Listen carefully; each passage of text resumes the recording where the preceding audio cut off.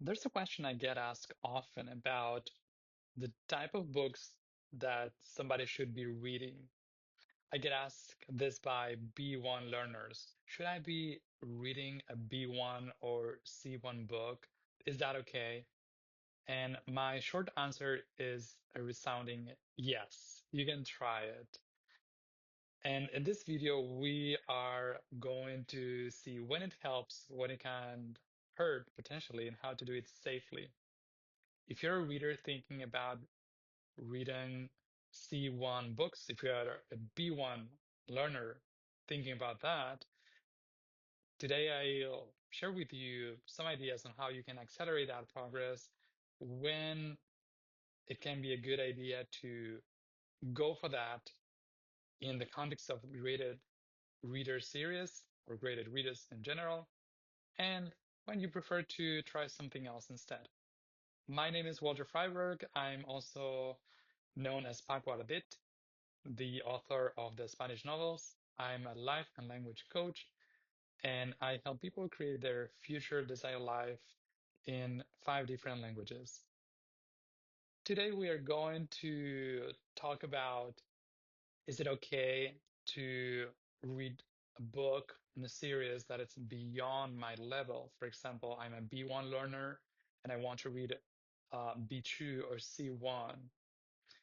Sometimes people seem to be asking me for permission to do that. And I say to them, go ahead, give it a try. But maybe you are not sure and you want to have some extra context. So the first thing that I would take a look at is get or put yourself in the in a specific mindset that it's important, in my opinion, to treat that as an experiment and to treat that as play, something fun that you want to do and that you can do for a limited amount of time. So it's not that you're committing to doing that forever. You can put certain limits on until when are you doing that. You can treat that as a game, as an experiment, and don't judge yourself if it feels too hard. Don't beat yourself up for that. And remember to keep in mind this idea of curiosity over perfection. So that's something you want to keep in mind as you try this. There are many reasons why reading above your level might be a good idea for you. The first one is that it stretches your exposure to new vocab, to new structures in context. As you go up in difficulty levels, like from B1 to B2 to C1, you will find more and more natural ways that people use in their everyday life. Sometimes they can be longer or a little bit complex, and that's fine. That's okay. So you are getting exposure to these new ways in which people are expressing themselves or are communicating. Another win in going to a slightly more advanced level is that the stories get more interesting. They get more complex in the sense of complexity, like being multi-layered. The characters are more interesting and there's more to to explore and more nuanced. That's something that I really appreciate about more advanced levels. And with time, when you spend time with that, you will adapt. So that starts becoming your new normal. It's a good thing also to practice tolerating ambiguity. So when you're not sure if this is this or that, and you can deal with that. And that's something that you will find in real life.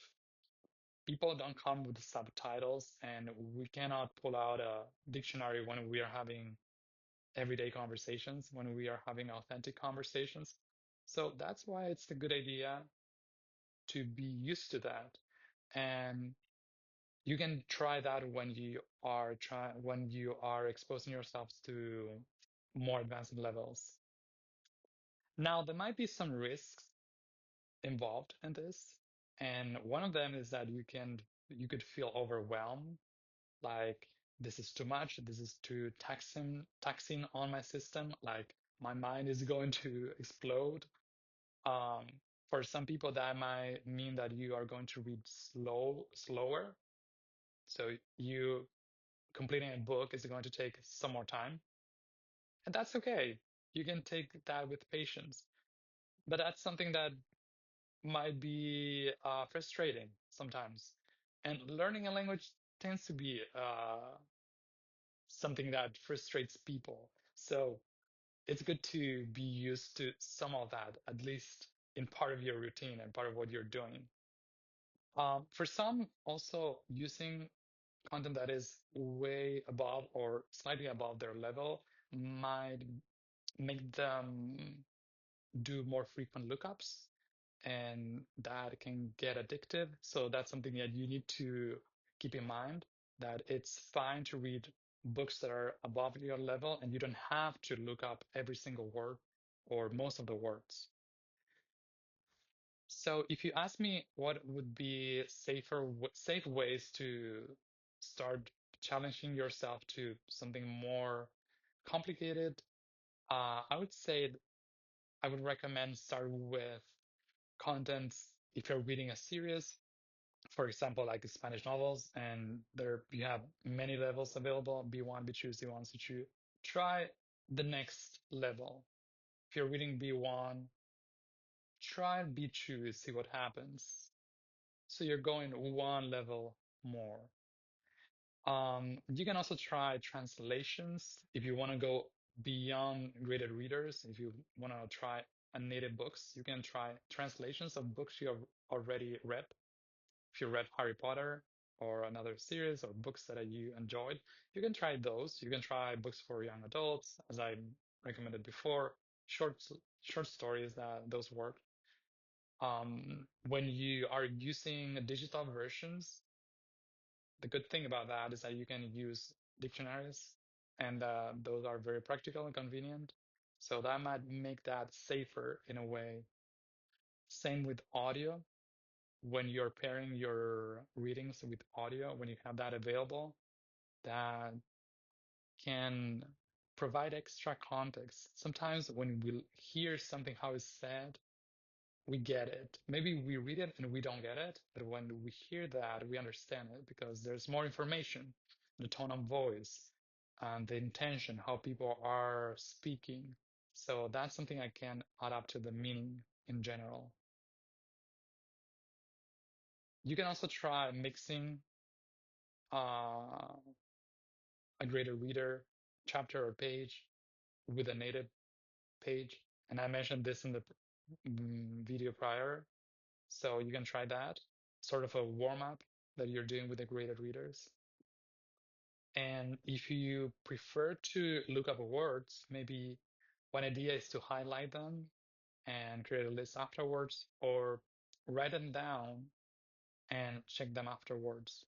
So you don't have that impulse to have to check them in real time, slowing down your reading. Sometimes you might want to do that, but if you want to keep a flow, maybe you don't want you want to store those for later. Some ideas in terms of how you can decide if this is something I want to do, or maybe I will stick to the level that I'm reading. So you can try one or more of these rules to determine if that's something that you want to continue doing or not. The first one is to put like a time limit to the reading session. You can say, I will read for 15 minutes. You can create a 15-minute rule, and you could say to yourself, I will read 15 minutes, and after that I will decide if I continue or if I stop. Maybe I will continue with the same book, or maybe I will say, okay, let's call it a reading session and we'll come back tomorrow, and maybe I will go back to the other level.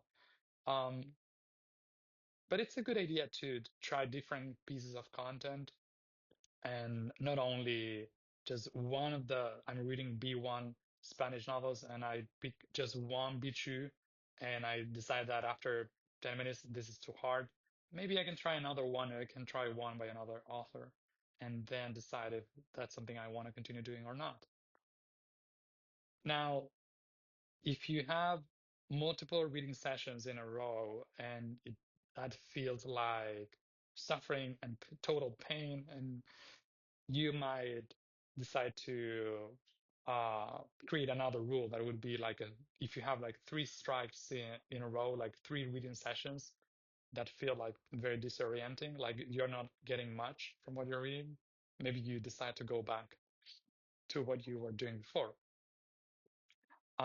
In terms of how to use the reading time, you can, when we were talking about reviewing or vocab or looking up words, you can use this rule of using 80% of the time for reading and 20% of the time for reviewing or vocab and looking up words. So that's something that helps you to use that the most of your time in reading instead of telling yourself that you're going to read and then you are spending most of the time just looking up words or maybe reviewing or doing exercises when that's not what you want to do. So if you are at a B1 and you want to aim higher, so you can try B2, of course, and you can also try short stories the in a native book for native short stories for natives. You can try comics, translations of books that you already liked.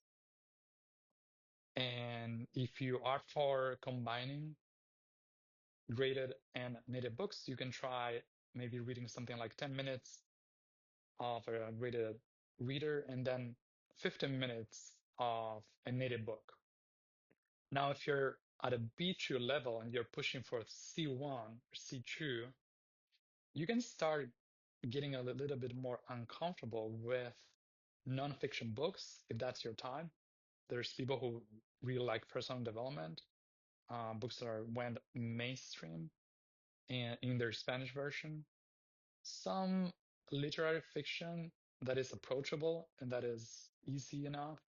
You can also try long form articles if think Wikipedia or articles on Substack and other places that you enjoy and topics that you really care about. That's important. And here you can try stretching yourself a little bit more. You can go 20, 30 minutes using content for natives. And if you need that, you can use audio support. And if you want to make it a little bit extra challenging, you can just use audio instead of reading.